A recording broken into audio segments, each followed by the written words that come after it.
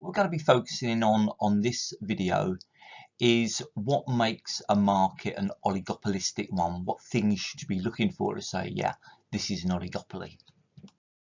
The definition of an oligopoly is imperfect competition among the few. Now, there may well be lots of firms in the market, but only a few of them really matter. Power is concentrated in a few hands.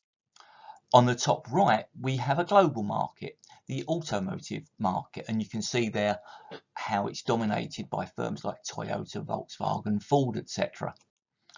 On the bottom right, we have a UK market, the grocery market, where again you'll be aware of the major players in it. It's Tesco, Sainsbury's, Asda, Morrisons, and a number of others. On the bottom left, we have the mortgage market, where again it's dominated by firms like Lloyds, Nationwide, Santander, etc. And on the top left, we have a local oligopoly, where we're looking at the A-level market in the borough of Waltham Forest, where it's dominated by Leighton Sixth Form College and Monarchs, and there are a few other players. So if we look at the concentration ratios in these markets, we can see that for global auto sales, the two-firm concentration ratio, 18%, so the largest two firms have 18% of the market. The largest three firms have 24%, and in total the largest four firms have 29%. Now, you might consider that to be more of a monopolistic competition type situation than an oligopoly. The grocery market, however, in the UK is very definitely oligopolistic. The top two have got 2/5 of the market share between them, and the top four have got 2/3 of the market share between them. Similarly, for UK mortgage lenders, the top two have got 1/3 of the market between them, and the top four have got more than half of the market between them, so the others don't really matter.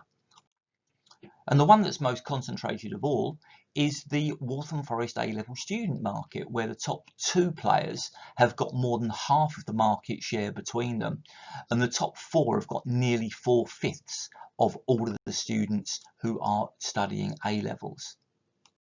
The second condition is that there are high barriers to entry or exit.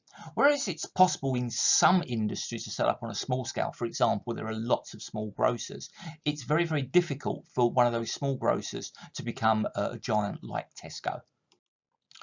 There are some barriers that are perfectly innocent. In other words, they're not constructed by the firm themselves. So if in a particular industry there are significant economies of scale such that new firms find it difficult to overcome these, well, there's not a lot that the existing firms can do about that. Similarly, if you need specialist machinery, or if you need a license, for example, to run a train line, those are all innocent barriers to entry.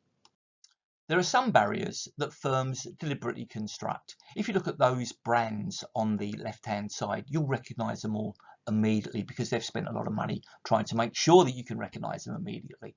So new firms are going to find it really difficult to overcome these brand loyalties. Similarly, the big players might engage in pricing designed to try to prevent competition. Predatory pricing and limit pricing are the two standards that we quote there. There are some barriers where really it depends upon how they're used as to whether they're innocent or not. For example, that guy there on the right hand side, his name is Mark Dean. He's an inventor. So he helped develop, for example, the colour PC monitor. Now, in order to encourage inventors like him, they can get copyright protection on their inventions, and that's a perfectly good thing for them to do. However, large firms also use these copyrights and patents, and they defend them aggressively. If you look on the left hand side, you can see some of the names that Apple use, and they've copyrighted all of these, and they will defend those copyrights. I then scanned down about 3 screens and we're still going. So words like earpods, emac, nverb, ethertalk, expose, and now another 3 pages. QuickTime, PRDOS, Quartz, Sand. And now I've gone down about 12 screen pages, and Apple will be defending every single one of those copyrights and patents. Another firm that does it is McDonald's. So what you see on the left hand side here is where McDonald's sued a restaurant called McPudoos, they didn't even serve burgers because they were trying to defend that Mc name. Again, you can see how firms are going to want to defend their names, but there's not a lot of link, can I suggest, between McDonald's and McPudoos. The next condition is product differentiation. Most oligopolies have this, some don't. Oil, for example, is a homogeneous oligopoly. Now, you can look on the screen at some of the ways that banks compete. For example, the types of online services they use, whether they have apps. You've got there a mobile bank on the right-hand side run by the Royal Bank of Scotland. You've got customer service done by Barclays there. Or you've got charity work trying to build the brand image done by Lloyds there. Similarly, think of colleges where you've got perhaps a number of different A levels that different colleges offer, class sizes, opening hours, other facilities like library facilities. They're all going to be slightly different in order to attract consumers. The unique condition for oligopoly is that firms are interdependent. Now, if you think of the other market structures, under monopoly, there is literally no opposition. Under perfect competition, you're all producing the same good, it's homogeneous, and there are lots and lots and lots of you. So it really doesn't matter what you do or what others do, you're not going to be affecting each other. Similarly, with monopolistic competition, there are so many competitors and you're all small. So what one does isn't going to have a big influence on others.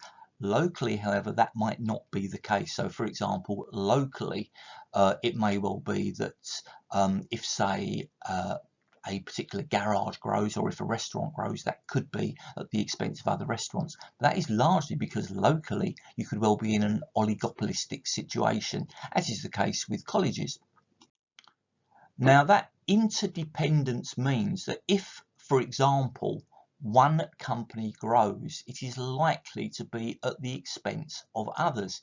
If you look at the UK grocer market shares graph on the left-hand side, you can see that over the 5 years from 2015 to 2020, Tesco fell quite substantially, so did Sainsbury's, so did Asda, to a lesser extent did Morrison's, because that market share was taken up by companies, particularly Aldi and Lidl, and to a lesser extent the Co-op.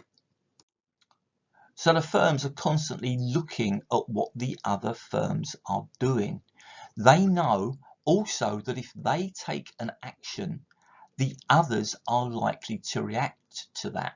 Now, there is a theory that suggests that because of that, oligopolists do not change prices as often as other market structures. If you want to look into that, then you might want to watch a video on kink demand curve theory. It isn't actually on the EdExcel spec, so I'm not going to go through it, but it is something that some students do like to pick up. Finally, there's what I call the non-condition. Do firms cooperate? Do they actively collude? Or do they compete? And the answer, of course, is it depends. In just the same way as if you've got a group of people that might like each other, hate each other, or really conspire with each other in a nasty way. Same with firms. Sometimes they get on well and cooperate. They might then push this just that little bit further from cooperation to active collusion against the customer. Or alternatively, they might hate each other and fiercely compete. For example, the Guardian hates the Daily Mail, who hate the Guardian, who hate the Sun.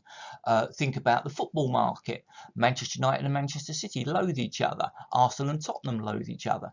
So we're not quite sure how an oligopolist is going to compete. And that's going to make developing a theory of oligopoly pretty tricky, but we're going to do our best in other videos.